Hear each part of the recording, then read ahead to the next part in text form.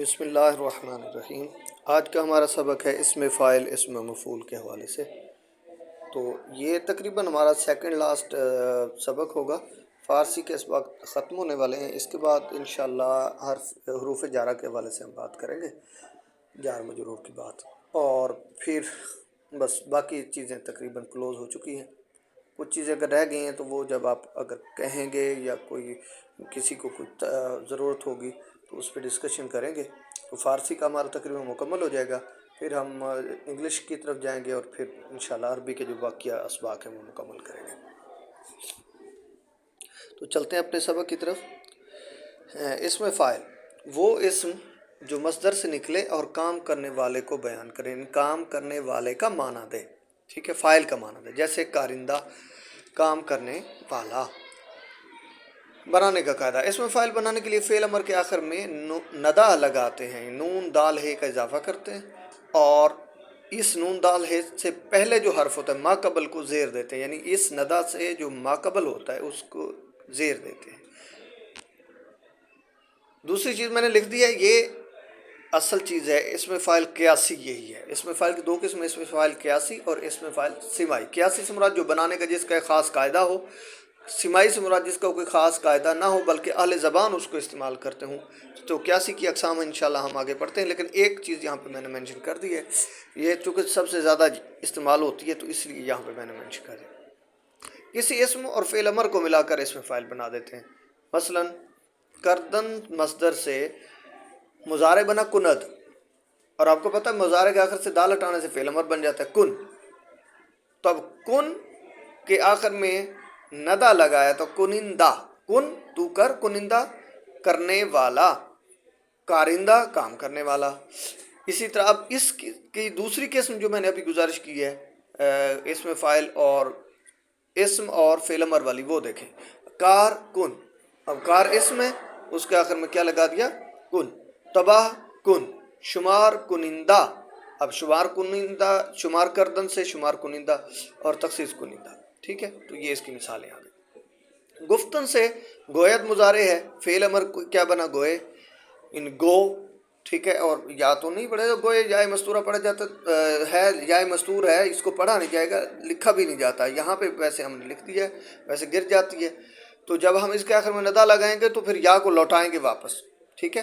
تو گوئندہ یا گوئندہ یعنی بات کرنے والا، اس سے پھر ہم اسم اور فعل امر ملا کر بنائیں تو حق گو، راست گو، دروغ گو، زود گو، پر گو وغیرہ۔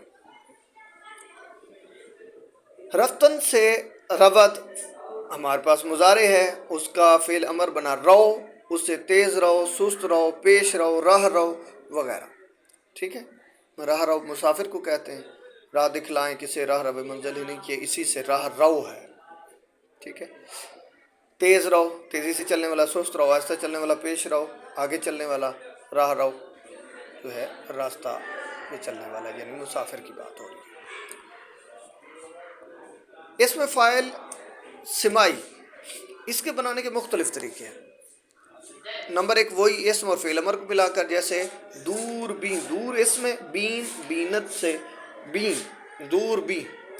دوسرا امر کے آخر میں گار یا الف رے یا ہے یا الف نون یا الف لگا کر، یہ مختلف طریقے ہیں، سبھی کی مثالیں دیکھتے ہیں۔ گار والی جیسے پرہیزگار، پرہیز کرنے والا، اور اسی طرح جو ہے پرستار، الف رے لگا دیا، پرستار۔ اچھا جیسے یہ ہے ہا ہے اس طرح، الف نون ہے خیزاں، افتاں، ٹھیک ہے، اور الف لگانا ہے جیسے بی سے بینا، ٹھیک ہے۔ یہ ہمارے پاس مثالیں آ گئی۔ فعل ماضی کے آخر میں گار یا الف رے کا اضافہ کرنے سے بھی بن جاتا ہے، جیسے پروردن سے پرورد بنا، اسے پروردگار، پالنے والا۔ خرید، خریدن سے خرید، خریدار، الف رے لگا دیا، پہلا گار لگایا، دوسرے میں الف رے کی مثال آ گئی۔ فعل اور حرف کو ملا کر، کسی بھی فعل یا حرف کو بعض اوقات ملا کر بنا دیتے ہیں، جیسے دانا سے دانا ہمارے پاس جیسے ہے، ٹھیک ہے، یعنی جاننے والا، عقل مند، جاننے والا، ٹھیک ہے۔ تو یہ دا کیا ہے ہمارے پاس فعل، اور نہ ہمارے پاس حرف ہے۔ جس لفظ میں فاعلیت کے معنی پائے جائے اس کو بطور اسم فاعل استعمال کر دیتے، جیسے گدھا، مانگنے والا، ٹھیک ہے۔ اسم مفعول، اسم مفعول وہ اسم ہوتا ہے جو مصدر سے نکلے اور اس چیز یا شخص کو ظاہر کرے جس پر کام واقع ہوتا ہو، جیسے خوردہ کھایا ہوا۔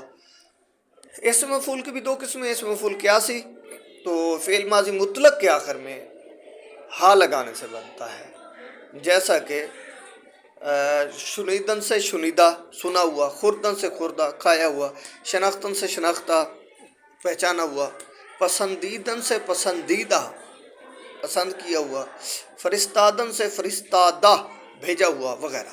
اسم مفعول سمائی اعلی زبان جس کو بطور اسم مفعول استعمال کرتے ہوں وہ اسم مفعول سمائی کہلاتا ہے، یعنی اس کے بنانے کا کوئی خاص قاعدہ نہیں، ہاں کچھ مختلف طریقے ہیں جن میں سے چند ایک طریقے ہم جو ہے وہ پڑھتے ہیں۔ پہلا طریقہ اسم اور فعل ماضی کو ملا کر، جیسے دست پخت، اب پختن سے پخت پکانا، اس نے پکایا، اور دست پخت ہاتھ سے پکی ہوئی چیز۔ اسم اور فعل امر کو ملا کر، جیسے پا مال، پاؤں کو کہتے ہیں، مال مالیدن سے ملنا، پامال پاؤں سے مل دینا، کچل دینا، کچلا ہوا، پامال پاؤں سے کچلا مطلب کچلے ہوئے کے معنی میں آتا ہے۔ فعل ماضی کے آخر میں الف ر لگا کر، جیسے گرفتن سے گرفت فعل ماضی اور اسے گرفتار۔ اور چوتھا طریقہ ہے اسم اور فعل نہیں کو ملا کر، جیسے کس مپرس، ہمارے ہاں یہ بڑا عجیب قسم پرسی پڑھا جاتا ہے، قسم نہیں، قسم پرسی جس کو کوئی بھی نہ پوچھتا ہو، قسم پرس جس کو کوئی نہ پوچھتا ہو۔ اسم اور اسم مفعول قیاسی کو ملا کر، اسم مفعول قیاسی پر ایک اور اسم کا اضافہ کر کے ہم بناتے ہیں، جیسے دل گرفتہ، گرفتن سے گرفت فعل ماضی ہا لگایا گرفتہ پکڑا ہوا، دل گرفتہ جس کا دل پکڑا ہوا یعنی غمگین۔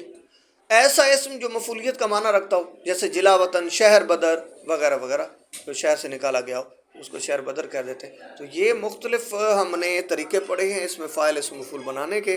یہ ہمارا تقریباً فارسی کے حوالے سے سیکنڈ لاسٹ سبق تھا، تو مجھے بڑی امید ہے میں نے اس کے تمام پہلوؤں کا اضافہ کیا ہوگا، احاطہ کیا ہوگا، اور تمام قسم کی جو میں نے طریقے بتائے ہیں ان کی میں نے مثالیں دے کے سمجھانے کی کوشش کی ہے۔